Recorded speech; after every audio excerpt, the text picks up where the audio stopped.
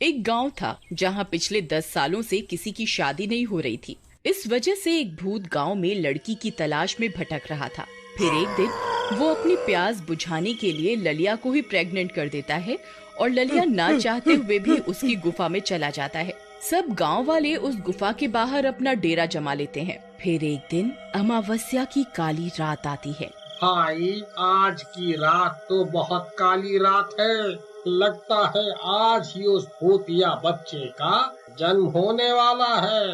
होने दो उस बच्चे का जन्म, हम उसे जीने नहीं देंगे। उसे जीने का कोई हक नहीं है। फिर कुछ ही देर में गुफा के अंदर से बच्चे के रोने की आवाज आती है। सभी गांव वाले चौकन्ने हो जाते हैं। अरे भाई, तुमने सुना? देखो, गुफा से किसी बच्चे के रोने की आवाज आ रही है। लगता है उस भूतिया बच्चे का जन्म हो गया। चलो भाइयों, हम इस बच्चे को जिंदा नहीं छोड़ सकते। हम अभी इस बच्चे को जलाकर मार डालेंगे। चलो। फिर सब गांव वाले मिलकर गुफा के अंदर घुस जाते हैं। वहाँ उन्हें वह भूतिया बच्चा दिखाई देता है। अरे गाँव वालों, मेरी रक्षा करो।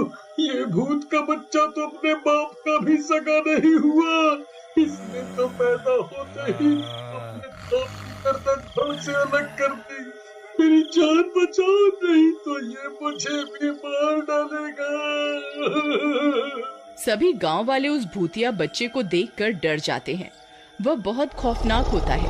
अरे मर गए रे, इसने तो इस भूत की गर्दन ही धड़ से अलग कर दी। तो हम इसके आगे किस खेत की मूली है। अरे भागो रे, हम इसका बाल भी बांका नहीं कर सकते। अरे भागो रे भागो।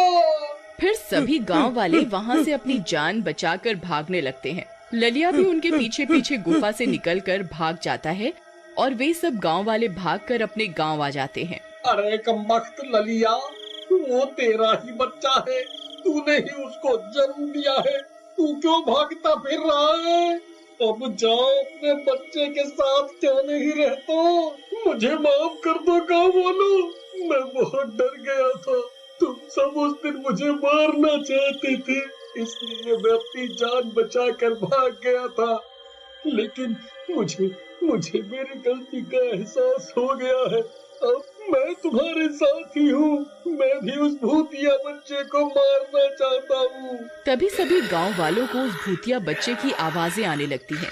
सभी गांव वाले डर के मारे अपने अपने घरों के अंदर घुस जाते हैं और छुप छुप कर उसे देखने लगते हैं। वह भूतिया बच्चा उड़ता हुआ पूरे गांव की गलियों में अपने शिकार की तलाश करता रहता है। लेकिन जब उसे कोई भी गांव वाला नहीं मिलता तो वह एक बैल को अपना शिकार बना लेता है और उसकी पूंछ को अपने मुंह में दबाकर अपने साथ उड़ाकर अपनी गुफा में ले जाता है। फिर अगले दिन सुबह होने पर भाइयों, हमें इस भूतिया बच्चे का कुछ ना कुछ तो करना ही होगा। हम रोज रोज इस तरह घरों में छुप छुप कर नहीं रह सकते। तुम सही कहते हो राजू। आने दो आज रात को इसे। ये जैसे ही आएगा, हम इसके ऊपर जलती हुई मशालों से हमला कर देंगे और इसका काम तमाम कर देंगे। फिर रात होने पर सभी गांव वाले अपने अपने घर में छुप जाते हैं और उस भूतिया बच्चे के आने का इंतजार करने लगते हैं। फिर आधी रात होते ही वह भूतिया बच्चा गांव में शिकार करने के लिए आता है। उसके आते ही सभी गांव वाले उसके ऊपर हमला कर देते हैं। अरे मारो मारो, आज इसे जिंदा नहीं छोड़ना है। मारो मारो। फिर सब गांव वाले उसके ऊपर जलती हुई मशालें फेंकना शुरू कर देते हैं, लेकिन उसे कुछ भी नहीं होता। आग उसका कुछ भी नहीं बिगाड़ पाती। कुछ गांव वाले उसके ऊपर लाठियों से हमला कर देते हैं, लेकिन उसका भी उसके ऊपर कोई असर नहीं होता।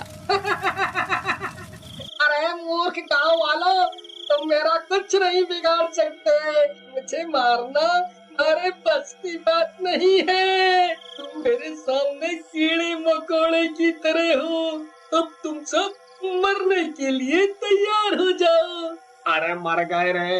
यह कमबख्त ललिया का भूतिया बच्चा तो हमारे पीछे हाथ धोकर पड़ गया है। आज ये किसी को जिंदा नहीं छोड़ेगा। इस कमबख्त के ऊपर तो आग का भी कोई असर नहीं हो रहा। अब इसे मारे कैसे? अरे ललिया भाई, इसके ऊपर तो किसी भी चीज का कोई असर नहीं हो रहा, अब क्या करें? भाई, हम सब गांव वालों को अभी के अभी मंदिर में जाकर शरण लेनी होगी, नहीं तो आज कोई भी नहीं बचेगा। फिर सब गांव वाले मंदिर की ओर दौड़ पड़ते हैं और उसके अंदर शरण लेते हैं। वह भूतिया बच्चा भी मंदिर के सामने पहुंच जाता है और मंदिर को सामने देख वहां से गायब हो जाता है। शुक्र है भगवान का, आज तो जान बची। भाइयों, आज तो हम किसी तरह बच गए, लेकिन ये भूतिया बच्चा कल फिर से आएगा। हम इसका सामना कैसे करेंगे? इसके ऊपर तो आग का भी कोई असर नहीं होता, अब इसे मारेगा कौन? तुम सब गांव वाले पापी हो, तुम सब ने लड़के की चाह की और इसी वजह से कोई भी पड़ोसी गांव वाला इस गांव में अपनी लड़की की शादी नहीं करता। इसे तो सिर्फ माँ दुर्गा ही खत्म कर सकती हैं। पंडित जी, लगता है आप सठिया गए हैं। अब इस कलयुग में माँ दुर्गा को हम कहां से ढूंढ कर लाएं? फिर इतना बोलकर पंडित वहां से चले जाते हैं। अगले दिन कुछ गांव वाले ललिया का रिश्ता लेकर दूसरे गांव जाते हैं और हाथ जोड़कर किसी तरह एक लड़की के परिवार को शादी के लिए मना लेते हैं। फिर ललिया की शादी हो जाती है। इस दौरान वह भूतिया बच्चा रोज रात को गांव में आता है और लोगों के दरवाजे पर अपना सिर पीट पीट कर उसे तोड़ने की कोशिश करता है। इसी तरह 9 महीने बीत जाते हैं और ललिया बाप बनने वाला होता है। अजी सुनते हो, मुझे लगता है वक्त आ गया है, आप जल्दी जाइए और दाई माँ को बुला लाइए। फिर ललिया जाता है और दाई माँ को बुला कर ले आता है। सभी गांव वाले ललिया के घर के बाहर इकट्ठे हो जाते हैं और बेसब्री से बच्चे के होने का इंतजार करने लगते हैं। उस वक्त वह भूतिया बच्चा वहां पहुंच जाता है। ए गांव वालों, तुमने मुझे बहुत तड़पाया है। मैं जानवरों का मांस खा खा कर पक गया हूँ, आज मैं तुम सबका मांस खाऊंगा। अब तुम सब मरने के लिए तैयार हो जाओ। अरे मर गए रे, ये आज हम कहाँ फंस गए। लगता है आज हम सबकी जिंदगी का आखिरी दिन होगा।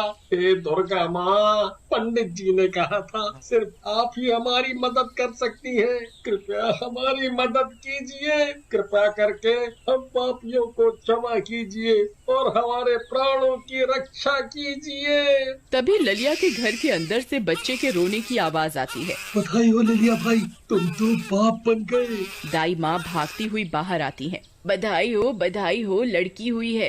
तभी दाई माँ की नजर उस भूतिये बच्चे पर पड़ती है। उसे देखकर उसकी सिट्टी पिट्टी गुल हो जाती है। अरे मर गई रे, ये यहाँ कहाँ से आ गया? अब हम में से कोई नहीं बचेगा। फिर सभी गांव वाले हाथ जोड़कर जमीन पर बैठ जाते हैं। हे दुर्गा माँ, हमारी रक्षा करो, हम पापियों को अपनी गलती का एहसास हो गया है। माँ, हमारी रक्षा करो दुर्गा माँ, तुम्हें मुझसे कोई नहीं बचा सकता। तभी अचानक से ललिया का घर रोशनी से जगमगा उठता है। गांव के मंदिर की घंटियां खुद ब खुद बजने लगती हैं। तेज तेज हवाएं चलने लगती हैं। आसमान ही गरज उठता है। सभी गांव वाले चौंक जाते हैं कि ये सब क्या हो रहा है। आखिर मंदिर की घंटियां खुद ब खुद कैसे बजने लगी। तभी ललिया के घर से एक छोटी सी लड़की बाहर निकलती है। उसके हाथ में त्रिशूल होता है। उसके आते ही गांव का कोना कोना जगमगा उठता है। उस लड़की का तेज देखकर हर कोई हक्का बक्का रह जाता है। वह लड़की कोई साधारण लड़की नहीं बल्कि दुर्गा का स्वरूप होती है। ए लड़की, कौन है तू? तेरी इतनी हिम्मत, तू मेरा सामना करेगी? वहीं रुक जा, मुझे अभी मजा चखाता हूँ। अरे ये कौन है?